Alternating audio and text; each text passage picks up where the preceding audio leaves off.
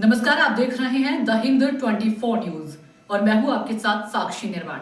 आइए नजर डालते हैं आज की कुछ बड़ी खबरों की ओर। सूरत महानगर पालिका के स्वास्थ्य विभाग की बड़ी कार्रवाई।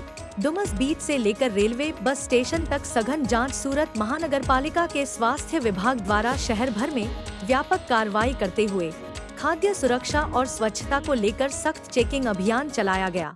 डुमस बीच पर पालिका टीम ने खाने पीने की वस्तुओं का व्यापार करने वाली 68 संस्थाओं में जांच कर 103 सैंपल लिए, जिनमें नियमों का पालन न करने पर 51 संस्थाओं को स्वास्थ्य संबंधी नोटिस जारी की गई।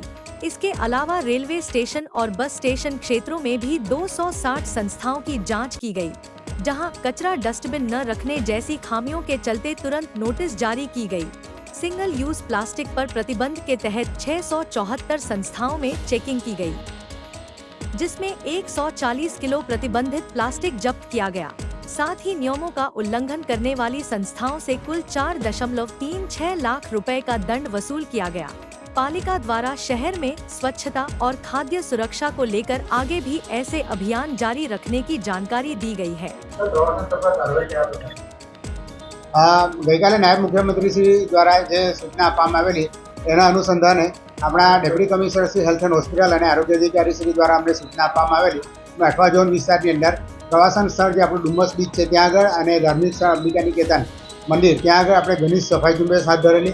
सफाई कामदारो गोठवीने अने मशीनरी गोठवीने त्यां घणी सफाई करावी छे अने आ विस्तारनी अंदर जे फेरियाओ छे ए लोको पासेथी प्रतिबंधित प्लास्टिक जो मळे तो जप्त करवानी कामगीरी ए लोकोने 2 डस्टबिन राखवा माटे नोटिस आपवामां आवी छे अने जे खाણીપીણીવાળી જે સંસ્થા છે આ સંસ્થાઓમાંથી આપણે ફૂડના સેમ્પલો પણ લીધા છે અને લગભગ 52 જેટલી સંસ્થા પાસેથી આપણે 93 સેમ્પલ લીધેલા છે અને આ લોકો પાસેથી જે પ્રતિબંધિત પ્લાસ્ટિક મળ્યું છે એ લોકોને આપણે વહીવટી ખર્ચમાં વસૂલાત કરેલી।